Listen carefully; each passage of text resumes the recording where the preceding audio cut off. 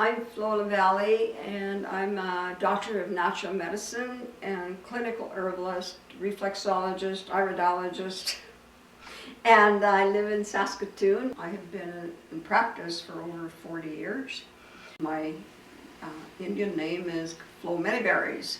The plant medicines have led me to gathering, drying, processing, and making oils and salves and plantain, which is our focus today.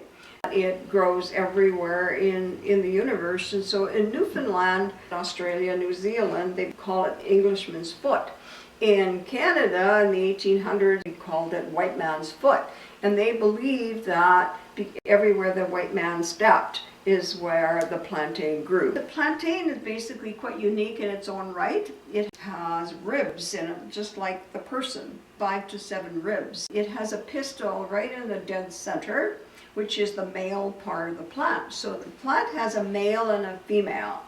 And so therefore the seeds are basically the female part, but the pistil itself is male. Plantain, you can use the whole plant. Some plants you use just the leaves, others you use the bark. When I pick berries, I find the companion, and like Labrador tea is the companion to the blueberry. So therefore plantain and the dandelion are companions. So usually when you find one, you'll find the other. And when the seeds are fairly fresh and fairly new, when you squeeze the tip, gives off a mucilage, which is like aloe vera, for instance, almost like an alointin, which is a cell proliferant. I use it for horses because I work with the Northern Professional Chuck Wagon Association. Horses have cuts and maybe bruises, so I make a poultice with or a wrap with the plantain leaves. For the human, for burns and cuts and scrapes, but also good for bites and stings.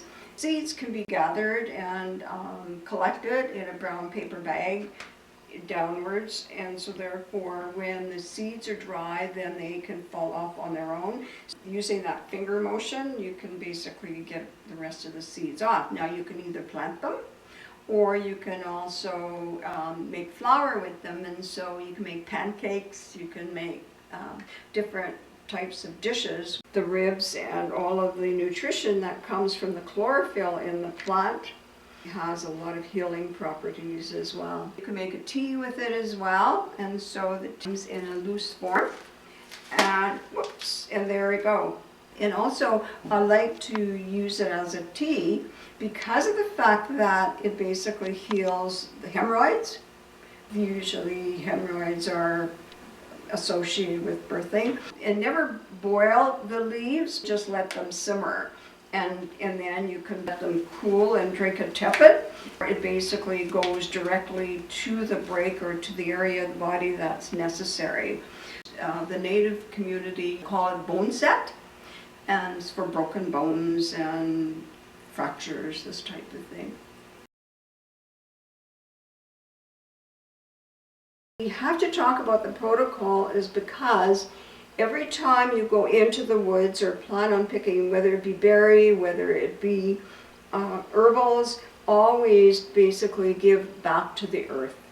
It should be either tobacco, or I always, if I don't have tobacco in my possession, specifically for giving back, I give a piece of my hair. You're giving back to the earth, and also give the plant the intention as to what you're going to use the plant for. If you're going to use it, say to give to an elderly person who maybe has a cold or a flu or an illness, you would want to gather that herb or that plant. You give the intention as to what you're going to use the plant for. The other thing that's interesting is never take more than what you need. A lot of people go and they gather everything that's in sight, and that basically is not part of the protocol. I always pick from the east in a plant, and then I always work my way around that plant. The sun rises from the east, and the more nutritious component of your plant comes from the east. Never pick alone. Have someone with you that's basically savvy in picking herbs and the nutritious part and component of the plant.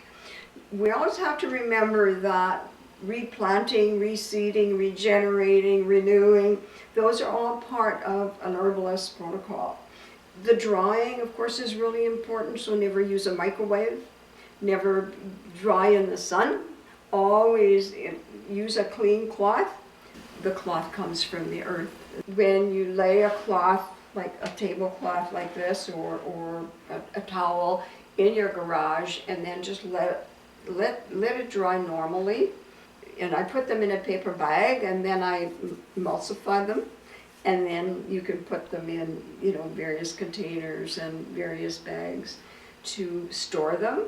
My sister, Rilda Schindel, actually made these. I think that it's really important to make sure that you're in a good special place when you go gathering with plants. And it's interesting how even your psyche changes from the time you go into the woods and then you come back with your plants. What the gathering is the more spiritual way of honoring the plant as well, because of the fact that the plant gives to you, but then you give back to the plant. And that's the most spiritual part of gathering and the herbalist tradition as well.